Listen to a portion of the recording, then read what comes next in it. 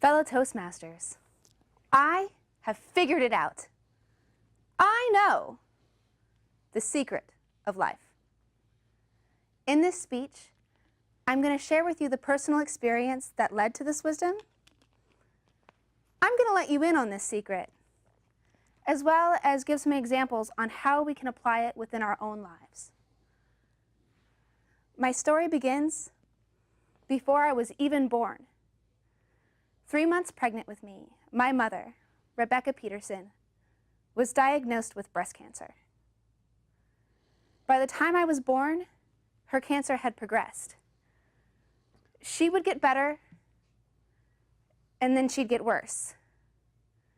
3 years she fought for her life, until the doctors gave her less than a year to live.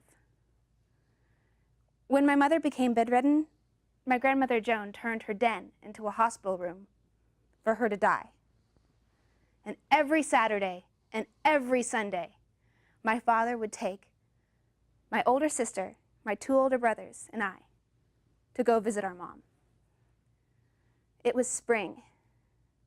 My mother's calla lilies just exploded in the front yard. And it was Saturday. When we arrived at Grandma Joan's house, I sprang out the car and I ran into the kitchen and sprinted down the hall, as I always enthusiastically did on visiting days. But when I got to my mother's room, the hospital bed was gone. The den was just a den. The morning light filtered in through the evergreen outside the window, and it washed over the tan carpets, bouncing off the mirrors and my grandmother's crystal candlesticks. I stood in the hollow room, watching the rainbows dance on the walls, confused. My father followed in behind me, fighting the swell of grief that was consuming him. He sat down and did his best to explain death and his idea of heaven to his 3-year-old little girl, me. The clouds drifted across the sun, and those rainbows disappeared from the walls. Fellow Toastmasters, this is not a sob story. Coming to terms with my own mortality at such a young age gave me a very unique perspective on life and death. It taught me the secret of life. What is the secret of life? Not talking about how this happened. The secret to life is happiness.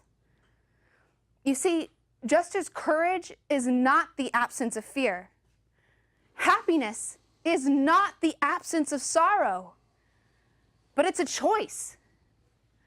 My own happiness comes from a very deep understanding that nothing lasts forever, and appreciating what I have while I have it. In moments of joy and abundance, be present. It's a gift that only you can give yourself. And in moments of anger and hardship, remember that those moments can't last forever. They're subject to life and death, just as all energy in the universe is.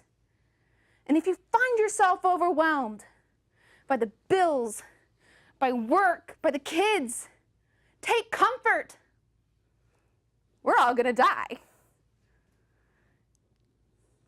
It's easy to get consumed in the day-to-day dramas and the first world problems that the reality of life and death and the big picture just eludes our emotional spectrum.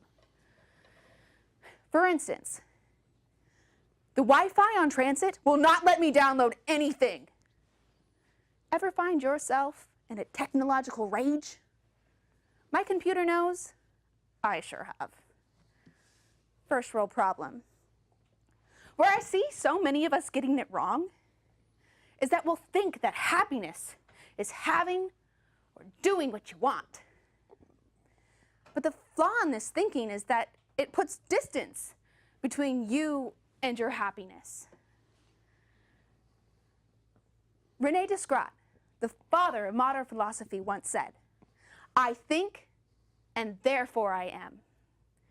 When we find ourselves thinking, "I'll be happy when I have that income," and "I'll be happy when I'm driving that convertible," "I'll be happy when I lose these love handles," "I'll be happy when I achieve my DTM."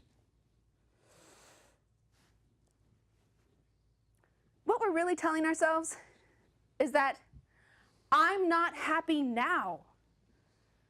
That our happiness is reliant on some sort of circumstance. We think, and therefore we are. The secret to happiness, the secret to life, is that our thoughts will control our emotional journeys. Have you ever found yourself driving on the freeway behind someone going way too slow and think, "What an idiot." Meanwhile, someone zooms right past you. "What a maniac." We have the power. We have the power to control what we think about and how we think about it. By taking control of our own thoughts, we take control of our own happiness. We take control of our own lives. We can't always control circumstance. My mother passed, and I grew up without her, a motherless child. And now that I'm embarking on my own motherhood, I don't dwell on her absence, but I'm grateful.